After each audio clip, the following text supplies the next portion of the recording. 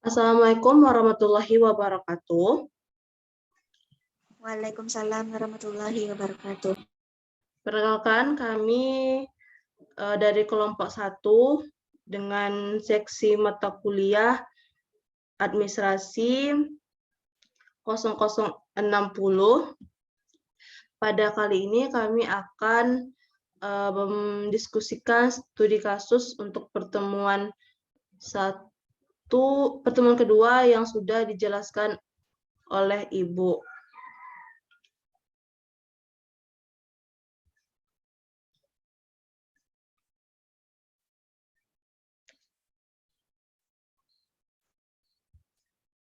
Adapun studi kasusnya adalah sekolah memiliki banyak program kegiatan yang harus dilaksanakan oleh pihak sekolah. Untuk melaksanakan kegiatan program atau kegiatan tersebut harus melibatkan banyak sumber dari dalam sekolah maupun pihak luar sekolah agar tujuannya dapat tercapai dengan maksimal. Tetapi pada kenyataannya masih banyak ditemukan program kegiatan tersebut yang belum terlaksana, sehingga tujuan yang diharapkan masih juga belum dapat tercapai dengan baik. Studi kasus yang akan kami bahas adalah menganalisis permasalahan di atas, bagaimana caranya program atau kegiatan yang ada bisa terlaksana dan tujuan pendidikan dapat tercapai dengan baik pula. Sebelumnya, perkenalkan nama saya Hasna Lutifa dengan NIM 2003-1072.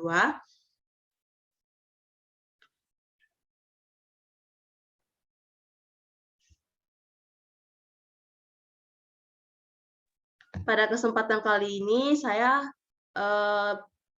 akan menyampaikan opini saya terlebih dahulu. Terkait dengan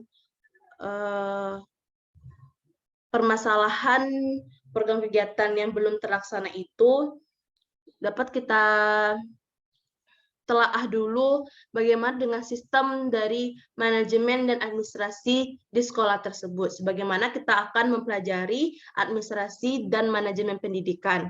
Dalam administrasi manajemen ini perlu dilakukan beberapa tahapan-tahapan agar tujuan pendidikan tersebut tercapai. Yang mana tahapan tersebut berupa perencanaan atau planning, kemudian pengaturan atau organizing, dan menggerakkan atau accounting, dan pengawasan yang disebut juga dengan controlling. Nah, sebagaimana dengan fungsi administrasi pendidikan tersebut, untuk administrasi pendidikan sebagai tahap perencanaan atau planning, ada beberapa langkah yang mesti kita lihat. Yang pertama itu, kita harus mampu menentukan dan merumuskan tujuan yang hendak kita capai. Yang kedua, meneliti masalah-masalah atau pekerjaan-pekerjaan yang akan dilakukan. Yang ketiga, mengumpulkan data dan informasi-informasi yang diperlukan. Yang keempat adalah menentukan tahapan-tahapan atau rangkaian tindakan. Dan kelima adalah merumuskan bagaimana masalah-masalah itu akan dapat dipecahkan dan bagaimana pekerjaan itu akan dapat diselesaikan. Setelah kita melalui tahapan perencanaan atau planning, tahapan selanjutnya ada pengorganisasian, yang mana tahapan ini meliputi pembagian tugas, wewenang dan tanggung jawab, serta beberapa minat lainnya. Harus sesuaikan dengan pengalaman serta pengetahuan dari kepribadian masing-masing orang yang terlibat dalam tahapan administrasi tersebut. Kemudian, setelah tahap pengorganisasian telah dilakukan, hendaknya pengkoordinasikan juga harus dilakukan. Yang mana pada tahap pengorganisasian ini diperlukan untuk mengatasi batas-batasan perencanaan maupun batas-batas persona, seperti untuk mengatasi kemungkinan adanya duplikasi dalam tugas serta tanggung jawab. Dalam hal ini, tindakan komunikasi merupakan hal yang penting, yang mana dalam suatu kegiatan itu dapat terlaksana atau terrealisasikan secara sempurna jika komunikasi ini lancar. Dalam komunikasi ini ada beberapa hal yang perlu kita perhatikan. Yang pertama, kejelasan tentang tindakan yang harus diambil dan dianjurkan. Kemudian, keyakinan bahwa perubahan yang akan dibawa itu membawa hasil yang positif. Kemudian, keyakinan akan adanya kesempatan yang sama bagi semua anggota. Setelah tahap pengkomunikasian, kita juga perlu melakukan tahapan supervisi, yang mana tahapan supervisi ini haruslah meneliti ada atau tidaknya kondisi-kondisi yang akan memungkinkan tercapainya tujuan-tujuan pendidikan. Supervisi sebagai fungsi administrasi pendidikan berarti aktivitas-aktivitas untuk menentukan kondisi-kondisi yang esensial yang akan menjamin tercapainya tujuan pendidikan. Setelah tahapan supervisi, selanjutnya tahapan terakhir adalah evaluasi, yang mana pada tahapan evaluasi ini hendaknya aktivitas yang dilakukan untuk meneliti atau mengetahui sampai mana pelaksanaan yang dilakukan dalam proses keseluruhan dari administrasi tadi sesuaikah atau tidak.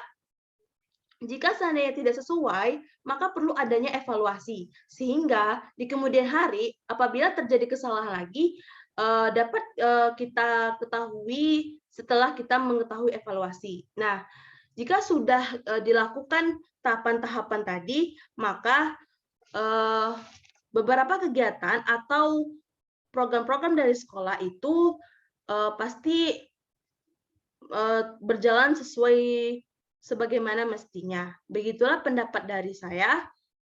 Dikembalikan kepada teman-teman, jika teman-teman ada pendapat lain, dipersilahkan.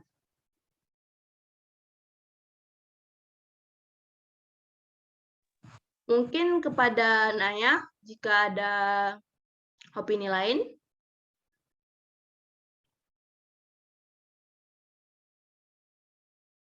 Atau solusi lainnya yang bisa dikasih.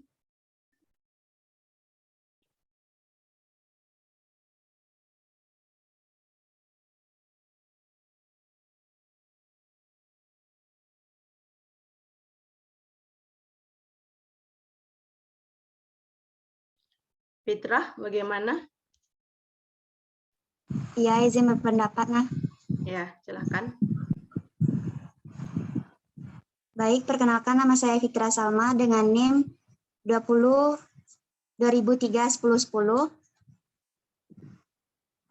Dari kasus sekolah yang memiliki banyak program atau kegiatan yang harus dilakukan oleh pihak sekolah untuk melaksanakan kegiatan atau program tersebut harus banyak melibatkan sumber daya yang ada, baik di pihak sekolah maupun dari pihak luar sekolah. Agar tujuannya bisa tercapai dengan hasil yang maksimal, tetapi kenyataannya masih banyak ditemukan program atau kegiatan tersebut belum terlaksana sebagaimana semestinya. Kemudian kalau menurut Fitra,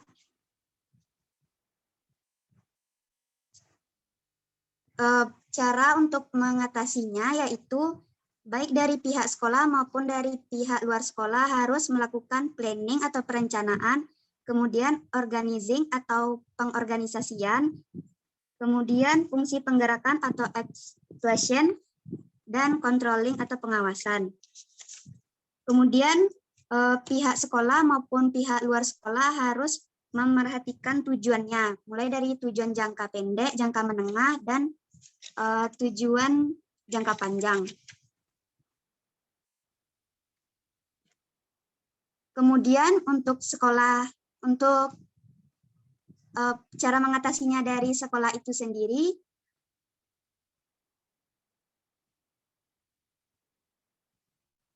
sekolah harus memiliki efektivitas proses belajar mengajar yang tinggi, kepemimpinan yang kuat, kemudian pengelolaan yang efektif tenaga kependidikannya, kemudian sekolah memiliki budaya mutu, sekolah memiliki kewenangan atau kemandirian, kemudian harus adanya partisipasi warga sekolah dan masyarakat sekitar. Kemudian sekolah juga harus memiliki keterbukaan atau transparansi manajemennya. Mungkin sekian, nah. Terima kasih kepada Fitra yang sudah menyampaikan pendapatnya. Bagaimana dengan teman-teman lain? Apakah memiliki opini yang berbeda? Mungkin dimulai dari Vicky, apakah punya opini atau persepsi yang beda?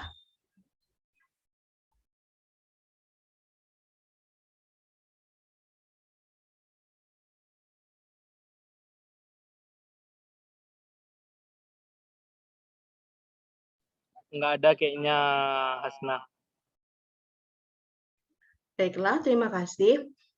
Kepada Bella, jika mempunyai persepsi atau pandangan opini atau gagasan yang berbeda, silakan untuk menyampaikan.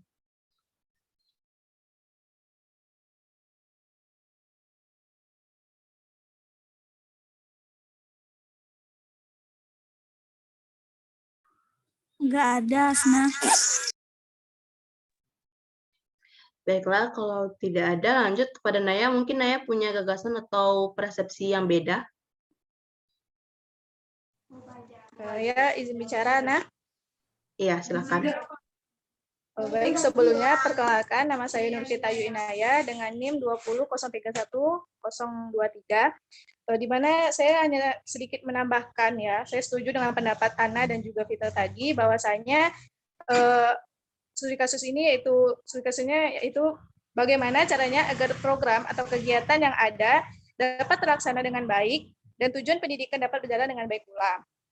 Berdasarkan materi yang sudah kita pahami, cara agar program atau kegiatan yang ada dapat terlaksana dengan baik dan tujuan pendidikan dapat berjalan dengan baik pula, yaitu dengan cara mengevaluasi terlebih dahulu administrasi pendidikannya. Karena kalau administrasi pendidikan sudah baik dan benar, maka pasti program-program atau kegiatan-kegiatannya juga dapat berjalan dengan baik pula. Kenapa administrasi itu penting menurut saya? Karena seperti yang kita tahu, administrasi pendidikan itu adalah bentuk upaya mengintegrasikan kegiatan dan pedoman yang ada. Dan juga dengan fungsi dan tujuan dari administrasi pendidikan ini akan sangat menunjang kelangsungan dari sistem pendidikan yang akan dan ingin dilaksanakan. Dan juga saya ingin memberikan sedikit teori, yaitu menurut pendapat dari Hadari Nawawi yang mengartikan bahwa administrasi pendidikan adalah rangkaian kegiatan yang bersama-sama mencapai tujuan pendidikan agar tercipta pendidikan yang tersistematis. Berdasarkan teori tersebut, dapat kita simpulkan bahwa perlu adanya pemaksimalan daripada sumber daya manusia yang ada pada sekolah tersebut. Seperti kita tahu, ruang lingkup administrasi pendidikan itu ada lima macam, yaitu yang pertama bidang tata usaha sekolah, bidang personalia murid, bidang personalia guru, bidang pengawasan atau supervisi, dan bidang pelaksanaan dan pembinaan kurikulum. Maka dengan adanya pemaksimalan ruang lingkup tersebut, maka saya rasa permasalahan yang ada di sekolah tersebut dapat terselesaikan dan memiliki administrasi pendidikan yang baik dan benar. Mungkin hanya itu tambahan dari saya. Nah, dikembalikan. Baiklah, teman-teman. Jadi mungkin dapat ditarik kesimpulan ya, bahwasanya segala permasalahan dalam kegiatan atau program di dalam sekolah itu dapat terselesaikan melalui konsep administrasi dan manajemen pendidikan. Jika konsep dan administrasi pendidikannya berjalan sesuai sebagaimana mestinya, maka dapat dikatakan kemungkinan besarnya beberapa program maupun tujuan dari sekolah tersebut akan terlaksana dan sesuai dengan tujuan pendidikan. Baiklah teman-teman, mungkin itu diskusi singkat kelompok kita mengenai studi kasus 1 dari pertemuan kedua ini. Jika teman-teman masih ada pendapat lainnya, dipersilahkan. Karena waktu kita masih ada sekitar 4 menit lagi.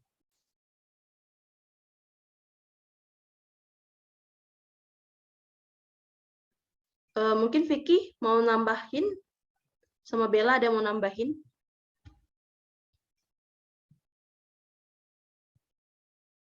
Mungkin bisa dari perspektif kalian gitu loh, mengambil kalau di sekolah kalian itu dulu waktu SMA gitu kan pasti ada namanya manajemen dalam tata usaha misalnya gitu kan. Nah, beberapa kegiatan-kegiatan di sekolah itu kan biasanya di manajemen oleh pihak tata usaha gitu. Jadi administrasi seperti penerimaan mahasiswa maupun kegiatan-kegiatan lainnya itu pasti memiliki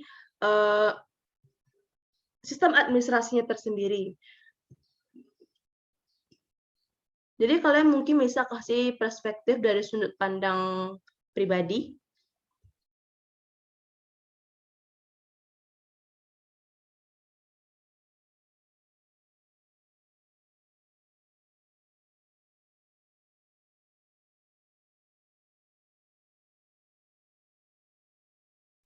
Bagaimana, Vicky, Bella?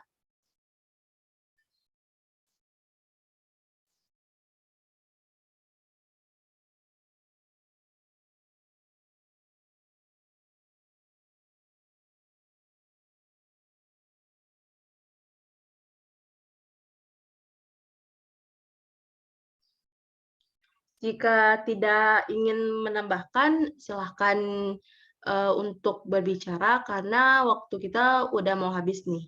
Jadi mungkin nanti akan ditutup aja lagi. Sepertinya udah cukup ya, Hasna. Baiklah, teman-teman, sepertinya itulah diskusi singkat yang bisa kita laksanakan. Saya Hasna Lutifa, mohon maaf jika terdapat kesalahan maupun pengucapan kata yang tidak benar. Saya sudahi dengan Assalamualaikum warahmatullahi wabarakatuh. Selanjutnya kita akan masuk ke Zoom untuk diskusi kelas besar.